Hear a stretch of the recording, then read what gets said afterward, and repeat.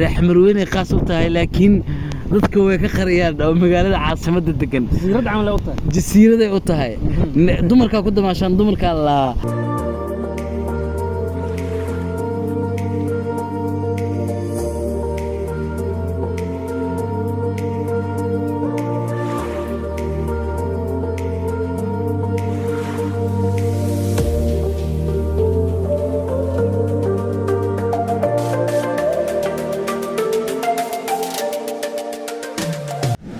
reex marweyne raggaana ku dabaasho xeebtii yareedo halkaan waxa la oran jiray xeebtii dumarka ayadana waa qarka hoostiisa waa dumarka ku dawaali jiray marka dumarka kuwa waa kuwa Soomaalida miya ama kuwa Talyaani waa kuwa Soomaalida ku dawaali jiray sidoo kale muuqaalkan waxa qayb ka ah inaa idin tusno jasiirad yar oo qurux badan oo aadan ogeyn oo laga qariyay oo ku taalo degmadana Xamarweyne gaar ahaan xeebta hadda ku sugan muuqaalkana ku daawo doontaan jasiiradaas aad ku quruxda badan muuqaalkan marka dhameysatan waxa rajayna in asla markaas soo bixi doontid si aad aragtid jasiiradan laga qariyay daawasho wacan aad assalaamu calaykum waraxmatullaahi tacaala wabarakaatuh dhamaan asxaabta ku xiran janaalkeena Som Gold Wefis waa idin salaamnay waxaan idin leenahay mar kale iyo isku soo noqod wanaagsan maanta waxaan idin wadnaa muuqaal aad u xiiso badan oo xasaasi ah muuqaalkeena maanta wuxuu ku saabsan yahay waxaan naga dawgeey doono oo sharaxaad kooban naga sii doono Captain Shuaib marka Captain ku soo dhaw waa dhamaan waan islaamiya Som Gold Wefis rabadaankii waxa moodaa ku kala maqnaanay bil cibaado ilaahay khayrkeeda hana waafajiyo inta u dambeysay hadda rabadaan lagu jiraa maanta waxa joognaa degmada Xamarweyne waliba waxa joognaa xeebta Curuba halkaas ay ka muuqataa gadaasheenana waxa ka muuqdo oo ku aadkeena sida hadda kaamirada umaad ku aadinayo oo naga dambeeso kawaanka Xamarweyne waliba waxa halkan maanta aan fadhinaa waxay tahay dadkii hore oo reex xamar ama reex xamarka hore ama reex Xamarweyne hore way yaqaanaan oo masaajidka waxaan joognaa Xaaji Cali wali maanta waxaan fadhinaa jamalkii ama qarkii Xaaji Xuseen waa fadhinaa meeshaan iga dambeysana meesha la dhihi jiray cululuqday oo raggii hore ay ku dawaali jireen meeshaan dambe iga dambeeyso oo gadaasheeda ahna waa meeshii oo dhinaca kale kaamirada uga jeedis halkaas ay fahmayaan waa meeshii weyneedoo la dhihi jiray ragga ku dawaasho reex Xamarweyne way yaqaanaan asalka dadkii hore ah meeshan waxa la dhihi jiray ragga magaca ragga nimanka dhaan reex Xamarweyne raggaana ku dabaasho xeebtii yareedo halkaan waxa la oran jiray xeebtii dumarka ayadana waa qarka hoostiisa waa dumarka ku dawaali jiray marka dumarka kuwa waa kuwa Soomaalida miya ama kuwa Talyaani waa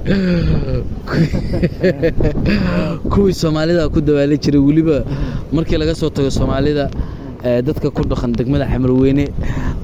waxay u soo tahay dalxiis ilaahay xamdigiisa oo wadankii ama xabti lagu dadaalayo caafimaadkeeda oo nadaafadii wixii dhan loo soo celiyo ma sha Allah ayadoo rabadaan ay tahay subax tahay waan soomanahay maanta waxaan iskaga sameynaynaa vlog taasina waxay cadeen u tahay oo maanta mas'uuliyad ay u tahay muujinaysaa in biyada hadii caafimaad qabto waqti ala waqtiga rabta dib iskaga qaadan karto hawada badda inta caalamka dalxiis loo soo aadi karo marka wali dadka ma yaqaanaan mana ogo liido iyo Curuba kaliya waxa u maleeyaan bad iyo jasiiro waxa jirto meelo degmada Xamarweyne gudaheeda ku taalo oo ayada xeeb ah hadhooda xarwa vlog maanta aan duubeeno inaan igu tusno waa meel xeeb lagu dabaashto oo sida liido kala ah reex Xamarweyne qaas u tahay laakiin dadka way ka qariyaan oo magaalada caasimada degan jasiirad camal u tahay jasiiraday u tahay dumarka ku damaashaan dumarka la Sheekh Cali masaajidka Xaaji Cali geeskan ka yahay waa meel caadi oo xeeb ah oo loo dageeyo oo xeebti leh wax sidii oo liido kale u leedahay dadka magaalada jooga ma fahansano mana ku baraarugsano xamarweyne ma safaansan ها ريح واسرت أخرسون دقمة حمروينة ريح ذكر حمروينة واسرها أخرسون دتك كقريان ودتك كان كلمة قالت واحد أو فرد عدير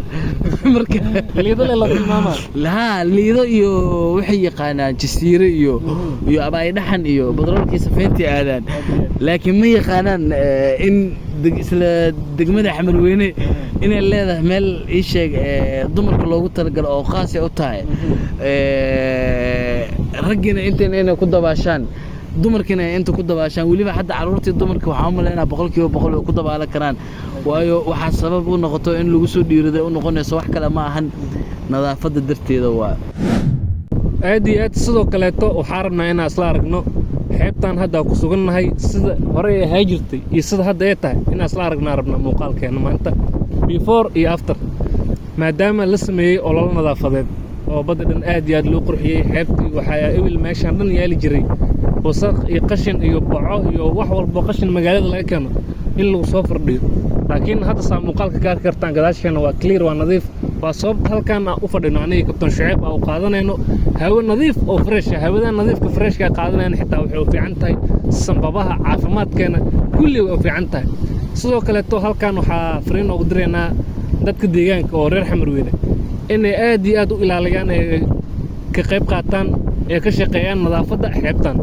aad iyo aad aan maasantiin waxaan leenahay daawasho wacan جدًا وماشي dadka deegaanka Xamarweyne way yaqaanaan dhalinyarta dadkii horena oo magaalada joogay way yaqaanaan meesha waxa la yiraahdaa goobta ragga ay ku dabaala jireen waana meesha ragga kaliya markay rabaan inay istijaabiyaan ama ay dabaashaan ay ku dabaashaan waana meesha ugu qiimaha badan in lagu dabaasho waayo sahal baa ugu badanaysa dabaasha marka meesha waxay tahay waa aasaaska ama beeska ragga haddaa maqasho hadda waxaa maqashaan xeebta liido iyo xeebta jasiiro iyo ii sheeg xeebahan kaloo maanta loo dalxiis tago laakiinse markii dhalinyarta xamar degan ama markii laga soo tago degmada Xamarweyne dhalinyarta degan meesha ay rabaan inay ku dabaashaan ama ay ku tababartaan ama dabaal ay ku sameeyaan ee raggooda ay ku xifaaltamaan waa meeshaan u jeedaan meesha la isku qabto ragga inta ku sheekaysto waana ku dabaal bartaan waxaan rabnaa hadda qaybta dambe oo dumarkan inaan tusno meeshaan waa xeeb dadka deegaanka degmada Xamarweyne asalka ahaa ee xadeertaanba waxay u yaqaanaan qaybta dumarka waxa jirta inaan maanta meeshaan fadhiisano aan ku dhiirino waa waxaan ka shaqeynay oo shalay aan dalkeena nadiifsanay xeebaheena xeebta boqolkiiba 80 boqolkiiba 70 waa ujeedaa waa iska nadiif oo hadeertan waxaan ugu imaanayna waa caafimaadka ka soo doonaynaa hawadeeda hawo fresh sidoo kale muuqaalkan waxaa qayb ka ah inaan idin tusno jasiirad jar oo qurux badan oo aadan ogeyn oo laga qariyay oo ku taalo degmadan Xamarweyne gaar ahaan xeebta hadda ku sugan muuqaalkana ku daawo doontaan jasiiradaas aad ku quruxda badan muuqaalkan marka dhameysatan waxaan rajaynayaa inaad isla markaasba soo bixi doontid si aad aragtid jasiiradan laga qariyay daawasho wacan